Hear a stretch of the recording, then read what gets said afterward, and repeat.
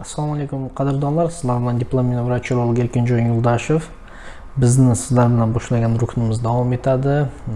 Mana shu koronavirusga qaramasdan hamma ajiotaj vahimalarga biz bugun sizlar bilan mana shu prostatit kasallik va yoki sistit kasallikni asoratlari haqida, ya'ni bu ruknimiz o'sha buyrak va qo'riq kasalliklariga oid bo'lgan bir ruknimiz.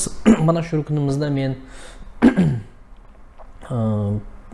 shu sistitni asoratlari va qo'riqdagi bo'lgan mana shu pastki siydik yo'llarini funksiyasini buzadigan kasallik haqida gapirmoqchi edim. Bu kasallik giperaktivniy mochovoy puzir deydi, ya'ni giperaktiv qo'riq kasalligi. Agar o'zbekchasiga qilib aytadigan bo'lsak, bitta odamda tez peshobga borishlik, bir kunda 8 martadan ko'p va bundan tashqari peshobni ushlab tura olmaslik, ya'ni siydikni ushlab tura olmaslik va o'sha kechqurun peshobga turishlik. Mana shu narsa bu tez borishlik giperaktivniy deydi. Endi bu narsani qayerdan kelib chiqadi deyishdan oldin statistik ma'lumotlarga ko'radigan bo'lsak, bu juda dolzarb bir muammo. 2001-yilda Amerika Qo'shma Shtatlarida o'tkazilgan katta bir tadqiqotda Amerika Qo'shma Shtatlarida 21 million odam mana shu kasallik bilan, peshobni ushlab tura olmaslik va peshobga tez borishlik bilan kasallik haqida, kasallanganligi haqida ma'lum bo'lgan va buni deganiki bu o'sha 21 million aholi agar Amerika Qo'shma Shtatlarida, Yevropa davlatlarida ham 22 million aholi mana shu kasallik bilan kasalliklangani haqida aniqlangan. Bu degani o'sha yarimi erkak kishi, yarimi ayol kishi. Ko'plarda mana shu kasallik bor va mana shu tez peshobga borish, peshobni ushlab tura olmaslik yoki tomchilash, bular hammasi mana shu giperaktivniy peshobga kiradi. Endi buni oldindan aytadigan bo'lsak, bu o'sha tendensiya yana kuchayib bormoqda. Lekin mana shu qo'riqni o'zini funksiyasi bor, ya'ni o'sha siydikni, peshobni yig'ish funksiyasi va uni bo'shatish funksiyasi. Mana shu bo'shatish funksiyasiga o'sha faza deydi, faza nakoplения va ikkinchi fazasi o'sha faza опорожнения deydi ruschasiga. O'sha fazalari bor. Mana shu fazalari, o'sha bo'shatish fazasi odamda ko'payib ketsa, giperaktivniy mochovoy puzir bo'ladi. Ya'ni o'sha bo'shatish fazalari bu o'sha odamni peshobga boradigan funksiyasini buzilishi. Va agar bunday olib qarasak, qachon mana shu odamni bo'shatish fazalari buziladi va buni biz hisoblasak, bir peshob qilishingiz kamida 25 sekunddan 30 sekundgacha bo'ladi. Mana shunday normal holatda 25 sekunddan 30 sekundgacha bo'lishi kerak. Endi bir kunda erkak kishimi, ayol kishimi farqi yo'q, 8 martagacha peshobga borish normal hisoblanadi. Bu norma holat, odatiy holat. 8 marotabadan ko'p bu patologiya hisoblanadi, ya'ni bir kasallik. Va agar biz 30 sekundni 8 ga ko'paytirsak, 240 sekund. Значит, 240 sekund agar minutga o'lchaydigan bo'lsak, 240 sekundni 60 ga bo'lsak, bu 4 minut, ko'p bilan 4-5 minut vaqt bo'ladi. Ya'ni 4 minut vaqt. Mana shu 4 minut vaqt bir kunda ichida, bir sutkani ichida erkak kishini yoki ayol kishini peshobga boradigan vaqti, o'sha peshobga ajratilgan vaqti bo'lishi kerak. Mana shundan o'tib ketmaslik kerak. Mana 4 minut yoki 5 minut peshobga borish vaqtimiz. 23 soat 56 minut, mana shu 4 minutdan 23 soat 55 minutdan desak, qolganlari bu o'sha qo'riqni yig'ish fazasiga to'g'ri keladi. Ya'ni u vaqtda qo'riq dam olmaydi. U vaqtda o'sha siydikni mana shu 23 soatdan ko'p davomida, mana shu soatning davomida siydik to'planadi. Bu albatta o'sha markaziy va periferik tizim, asab tizimi bilan bog'liq. Bu narsa o'shani boshqaruvida bo'ladi va o'sha detruzor degan narsa bor. Bu o'sha qo'riqning ichidagi detruzor va o'shaning ichida miyotsitlar bor. Va mana shu miyotsitlar sentralniy nervniy sistema va periferический nervniy sistema bilan signal berganda qo'riq kengayadi. Mana shu kengaygandan keyin o'sha signal oladi tepadan miyadan va qo'q kengayib mana shu hajmini kattalashtiradi. Lekin hamma buzilishlar, hamma narushenyalar mana shu peshobni to'planish vaqtidagi bo'lgan o'sha fazasida, yig'ish vaqtida bo'lgan fazasida paydo bo'ladi.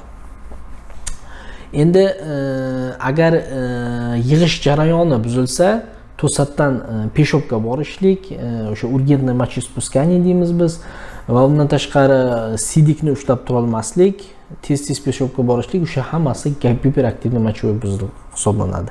Lekin giperaktivniy mochevой puzirda ham o'zining kriteriyalar bor, mezonlari bor.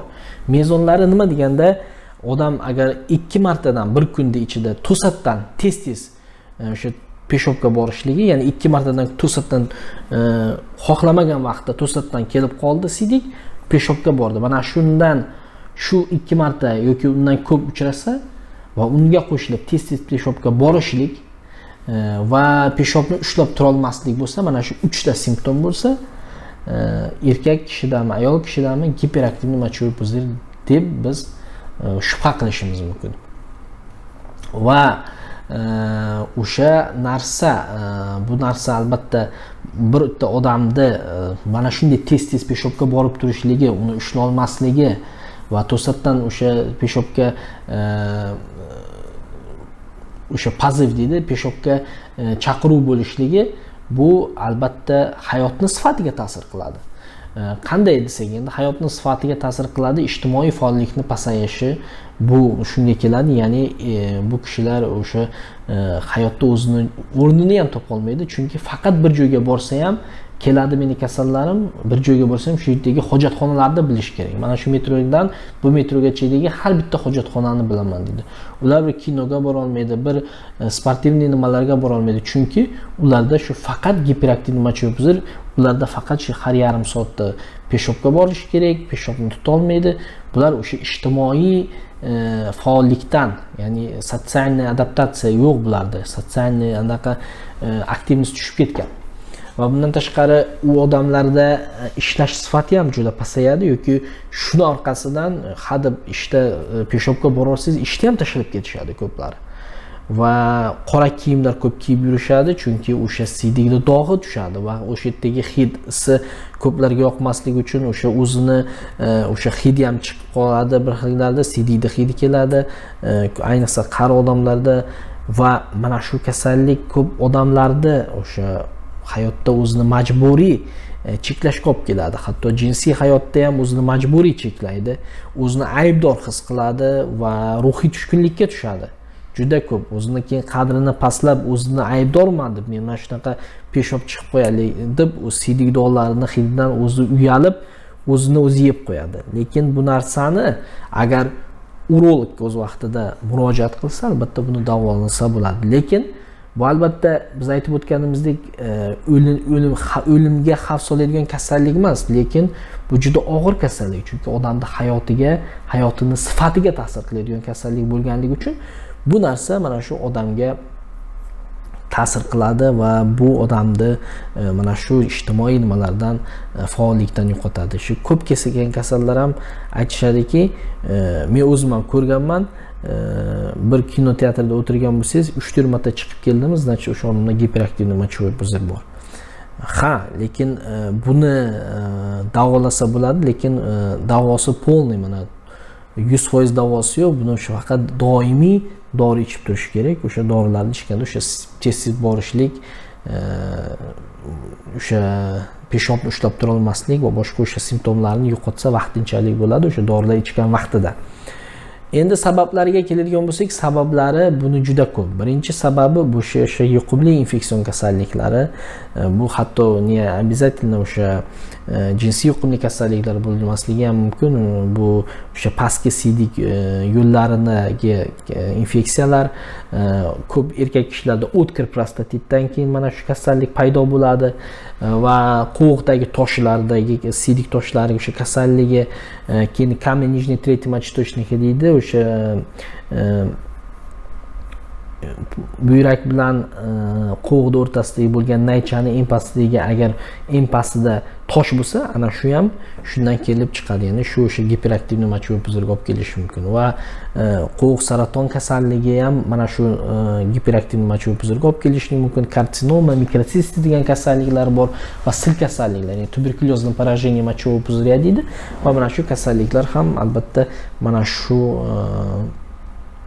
giperaktivniy mochovoy puzirga olib keladi. Undan tashqari shistosoma degan infeksion kasallik bor. Bu o'sha tropический zonalarda ko'p uchraydi, o'sha suvdan o'tishi mumkin va mana shu kasallik shu narsani sababi bo'lishi mumkin. Va sahrli diabet, ya'ni qandli diabet kasalligi da ham bu narsa ko'p uchraydi va insult kasalligida mana shu narsa ko'p uchraydi. Va buni o'sha diagnostikasiga keladigan bo'lsak, o'sha diagnostikadan oldin uni turlari bor. Turlari 3 xil bo'ladi. Idiopatическая detruzivniy giperaktivnost deydi va neyrogenniy detruzivniy giperaktivnost, giperaktivniy mochovoy puzir без detruzivniy aktivnosti. Va agar diagnostikasiga keladigan bo'lsak, buni sistometriya qiladi. Sistometriya degani o'sha urodinamический исследование, ya'ni qovoqni ichidagi bosimni mana shu o'sha joyga suv, o'sha har xil rastvor tiqib, rastvorni quyib, o'shani bosimini o'lchaydi. O'shani bosimini o'lchaganda o'sha yerda impuls berish kerak. Impuls bersa o'sha neyrogenniy bo'ladi. Va neyrogenniy degani o'sha har xil supraspinalniy, suprasakralniy degan o'sha shikastlanish, ya'ni o'sha позвоночникdagi shikastlanishlar, bular hammasi o'sha nimasiga kiradi. Neyrogenniy detruzivniy aktivnostga kiradi. Bular o'sha рассеянный skleroz degan kasalliklar, mana shu hammasi neyrogenniy detruzivniy aktivnostga kiradi. Va albatta diagnostikasiga birinchi navbatda dnevnik мочеиспускания, o'sha peshobni kundaligi, qancha suv ichganligi va qancha peshob qilganligi haqida ma'lumot yozib beradi va o'sha 72 soat ichida mana shuni to'ldirish kerak va o'sha har xil mikroskopik исследование peshobda o'sha umumiy uni tekshiruv, общий analiz mochi, bakterialniy passiv mochi, mana shu narsalar kiradi va o'sha yerdagi uzi почек mochovoy puzirya deydi, qo'voqni va buyrakni o'zi qilib u yerdagi bo'lgan yangi o'sha novoobразование rak kasalliklari bo'lsa uni aniqlash yoki toshlar bo'lsa uni aniqlash va siydikni o'sha joydagi qolgan hajmini aniqlash bu diagnostikasiga kiradi. Ya'ni определение количества остаточной мочи deydi. Mana shu bu giperaktivniy mochovoy puzir. Endi itok shunday aytmoqchimanki, xulosa bu giperaktivniy mochovoy puzir mana shu siydikni tez ushlab tura olmaslik va o'sha to'satdan siydikka borishlik va tez o'sha peshobga borishlik, bular albatta bu butun dunyoda 10% odamlar shu bilan kasallangan, shu bilan juda qiynalishadi.